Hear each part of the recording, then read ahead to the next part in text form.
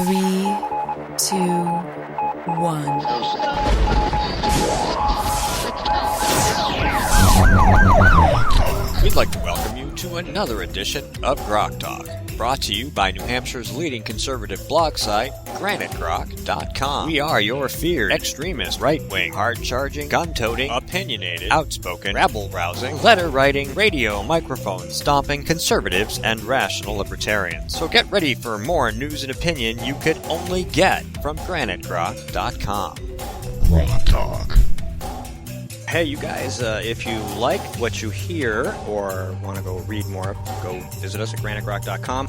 In the upper right-hand corner, you'll see an opportunity for you to enter your email. You can get the Daily Grok, which every morning will provide you with every post from the previous day with a link and a blurb, and then you can pick and choose what you want. Do that at granitegrok.com. Get the Daily Grok. You can also check us out on Facebook and Twitter, and if you love what you hear, you can listen to this and past programs on Spreaker, Stitcher, TuneIn, iTunes, iHeartRadio, and we are on Ustream and YouTube. So, phone lines are going to be open for the rest of the program. We don't have any other guests scheduled, and we really don't have any plan. We're just going to kind of start to talk through some issues and some things over the week and the past months. And you can call us at 603-715-9689, 603-715-9689. And let's get started, gentlemen. What do we touched on a couple things before we started the show. If you missed the pre-show, you should check it out. Yeah, if it gets posted. Yeah, because well, first of all, Susan's power dissertation there was most illuminating. Oh, heck yeah.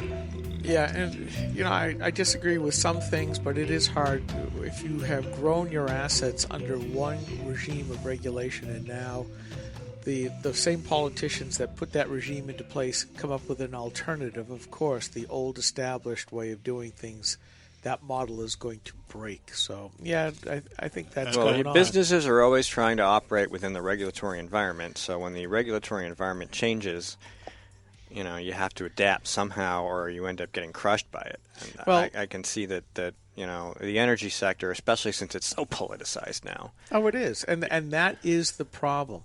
I'm embroiled in more than a little bit of a imbroglio over at Tree Huggers once again about. They haven't booted you? Not yet. I'm the countdown starts probably. Keep yesterday. changing your login. Skip Murphy 8,233. Now they actually let me start commenting there again, so I'm involved in. They were saying, how can they take away the wind credit? And it's like, I just keep bringing up what I said before. I had an active solar house back in the 80s, and as soon as the tax credits went away, that whole industry died.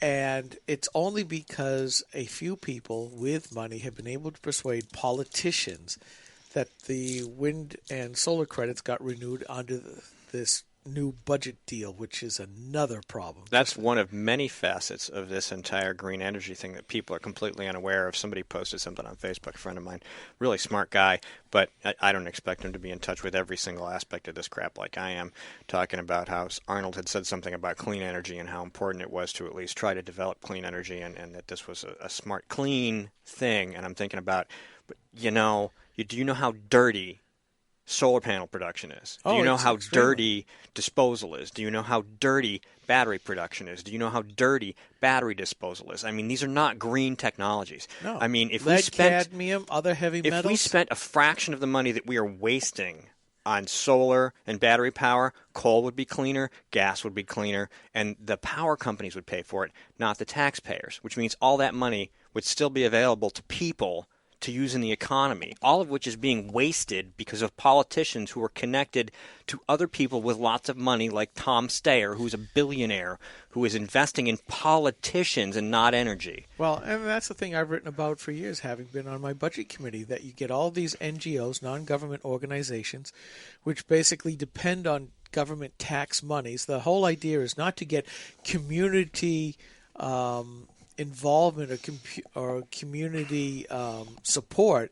All they're doing is going to a small handful of politicians and saying, please grant us access to the taxpayer money. You look at Elon Musk of Tesla, of the electric cars, Solar City, to put the PV photovoltaics on the roof. He is extremely worried because if the federal tax credits had gone away for for the PV stuff, he'd be bankrupt right now. Same thing with Tesla. Without those credits, he'd be bankrupt. And I'm having this this brouhaha with a couple of people saying, well, this is what we want.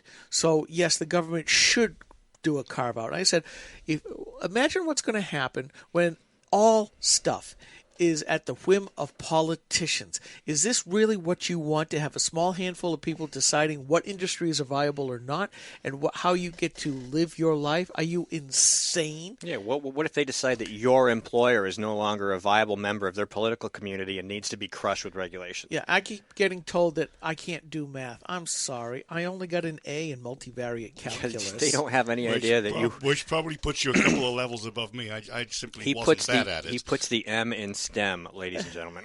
Yeah. So I mean, let's just look, as you say, across a couple of those technologies. It's not a cheap, easy, clean process to produce silicon wafers. It is one thing to produce the microchips, which keep getting smaller and faster, and the methods for producing them keep getting more efficient.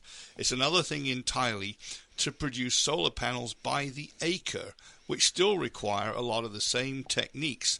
The wafer production, the various caustic and toxic liquids that are used to etch them, engrave them, and manufacture them, which have to be disposed of. And then, as you say, the batteries, take your pick, cadmium, lithium, whatever. Phosphate. Lithium, none of which we have here, and which we have to buy from hostile countries. Well, we actually have it, just not but in abundance. They won't allow us to mine it. Suddenly I sound really loud. There are a bunch of deposits out in the western part of the country. But we can't go get it, just like the oil and everything else, right? Well, that's right. We're limited. So who do we have to get it from? The most polluting country in the world, China. Well, so this is where you get to be a banana republic, because the reason why we can't get this stuff is we have people that are bananas, build absolutely nothing anywhere near anybody. Mm-hmm. Correct. Or anything. And, of course, as Mike will tell you, there are other reasons why not to build these technologies. They're not very efficient. You need gas-powered plants to back them up. And in the case of solar panels, if you do not keep them clean, they become less and less efficient, which means you need lots of water to clean them. Correct. That's not a problem here in the Northeast. Or a good rainy day, which, of course, means they're not producing much electricity. A lot of good rainy days, but even then, I mean, if you're going to clean them so that they're at optimum efficiency to be inefficient compared to other forms of energy like coal and gas, there's a lot of money involved in the processing of and moving of water for that purpose, especially in places where you put solar panels where they have these things called droughts. Right. So, again, yeah, all right, great. If you want to have a solar panel on your house because it makes you feel better, you pay for it. You clean it. And if the town decides to regulate you because you're wasting water on your solar panels, just like states like Maryland charge you for having rain run off your roof, then fine, you pay it. But the entire system as it's set up now has nothing to do, as we've all pointed out, with energy or clean energy. Yeah. No. The economist's favorite term is trade-off, and that's something that doesn't come up when we talk about energy and renewable energy. There is always a trade-off for everything. Those of us who work in engineering or scientific endeavors understand that implicitly. You can have something that works wonderfully, but if it's going to cost the average individual $250,000, most people aren't going to make that trade-off to have that wonderful bauble or shiny object at the cost of, a house. And as government gets more intrusive and more expensive, and the people get poorer, they are not going to invest in something that's shiny and makes them feel good. They'll go and chop down a tree and burn it to keep warm. But that's renewable energy. Well, it is, until you deforest the entire Northeast again. Again, yes. Like was done in the 17th century. It's been 120 years since we grew the trees back. Yeah. Well, absolutely. But again, we see the government doing the pincer movement because you see the EPA regulating the crap out of wood-burning stoves. And out in California, there are a lot of places where wood-burning stoves, which would be the good alternative to higher cost stuff because of government regulations, they go after that. They hurt poor people, and then they complain. Well, look at the poverty. Well, it's a self-fulfilling prophecy in a lot of cases. Same thing in healthcare. Well, we have to force the hospitals to provide free care for the indigent, and then they complain about how these hospitals can't make it. Well, then the other end of the top side of the pincer movement comes down, and we get Obamacare. And with the wood stove example, you've got some guy who's burning wood to heat his house because he's got oil burner in his house, and oil can be very expensive, really pricey. And some, elitist Cambridge-esque snooty person's outside, and there's wood smoke, and they're like, we need a law against that. That's how it just goes. And then they go and talk to some person who has influence that they know, and then they try to pass this stupid legislation, which happens in New Hampshire. They've tried to pass this, wood stove regulatory state. And, I go outside on a cool morning with the dogs, and nothing makes me happier than the smell of wood smoke on a cold autumn day or a cold winter morning. Or maybe gun smoke at the range. Oh, gun smoke's good too, but I like the wood smoke one better. And then I do. Then you walk back inside and you smell coffee brewing or something. Whatever those smells are. Those are very comforting smells. These dimwits. We have to burn wood. Wood's renewable. Except you can't burn wood because you know how to do it right. Now, when I first came to this country, I actually put a wood stove in a living room. Unfortunately, the house wasn't really structured right for it. The ceilings were too too low. There wasn't enough airflow, so it really roasted one room. But I bought one with a catalytic converter in it. Mm-hmm. You had to. Mm-hmm. No, it was an available option at the time. Oh, okay. Man, did that thing generate some heat. It glowed nearly white hot if you had it going right. Yeah. Well, when I bought my house back in the 80s, it had a Vermont Castings Vigilant, which is a large cast iron stove. And that's, I live in a passive solar house, so during the day, if it's bright and sunny, if I boost the temp out first thing in the morning with the propane heater, I don't have to do anything. I just open up my insulated shutters. But that thing can warm up the entire home. Mm-hmm. And I'll go through 3/4 of wood in a regular winter. Who knows this winter where temperatures have been so high so far. There is a plus to global warming, folks, although this isn't it. This is just El Nino. It's the end of the El Nino. It's going to get a little bit cooler January, February. We should have some snow.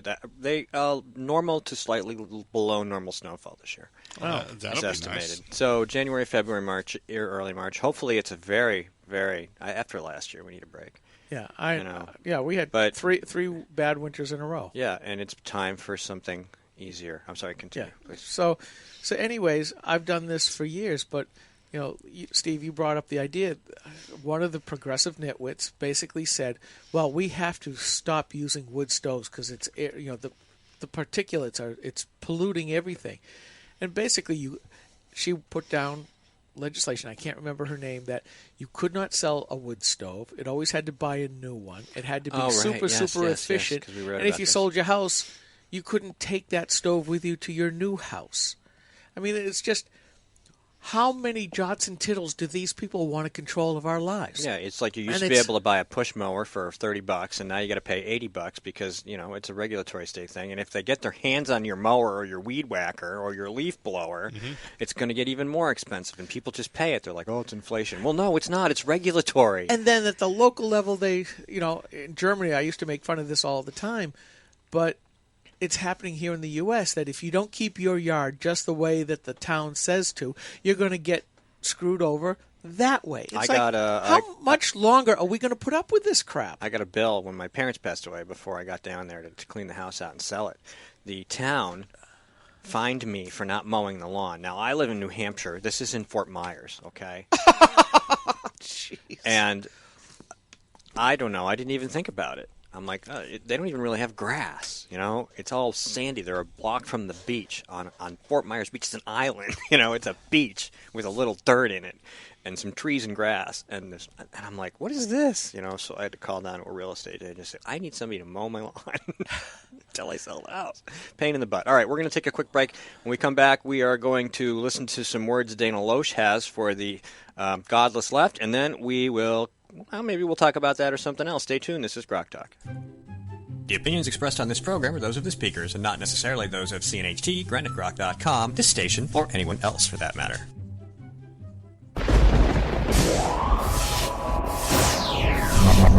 Grok.